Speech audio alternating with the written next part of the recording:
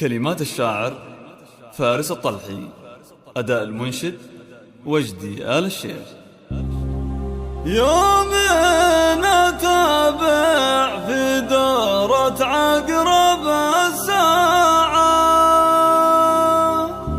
واجمع شتات الفرايد ثم بعثرها،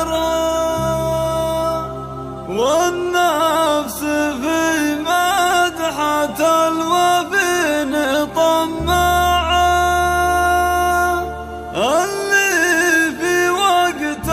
الشدايد دوم ذاخرها.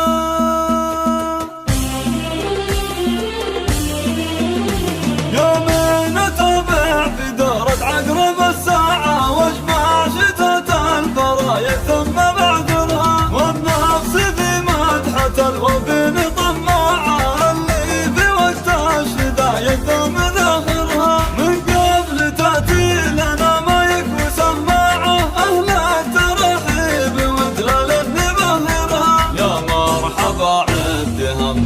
وقاع في حلة عودها يملا مضى.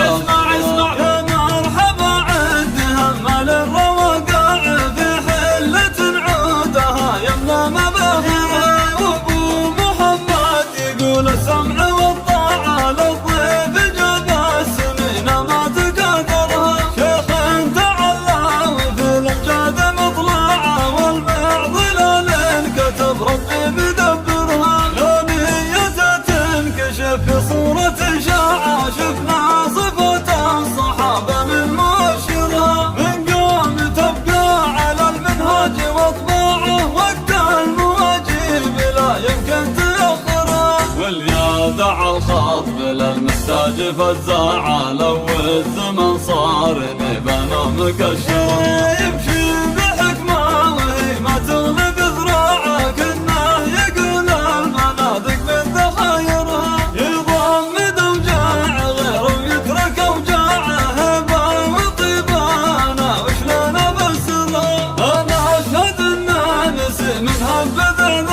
والناس مهما حصل ما هو مقدرها. واليوم فرحة محمد وابرك الساعة، زان الفرح والقصايد هذا شاعرها. مبروك جعل السعد يرفرف شراعه، جعل الليالي الهنية الله يقدرها. يوم نتابع في دورة عقرب الساعة واجمع شتات الفرايد ثم بعثرها، والنفس في مدحة الوفين طماعة، اللي في وقت الشدايد ثم ذاخرها. من قبل تأتي لنا ما يكفي سماعة، أهل الترحيب وزلال نبهرها. يا مرحبا عد همل الرواقع في حلة عودها يملا مضى. يا مرحبا عد همل الرواقع في حلة عودها يملا مباهرها. وابو محمد يقول السمع والطاعة للضيف جاب السنين ما تقدرها. شيخ تعلى وفي الامجاد مطلعه، والمعضلة للكتب ربي مدبرها. لا نية تنكشف في صورة شاعة، شفنا صفة الصحابة من مؤشرها. من قوم تبقى على المنهاج واطباعه، وقت المواجيب لا يمكن تأخرها. واليادع الخاطب للمحتاج فزاعة، لو الزمن صار نبان مكشرها.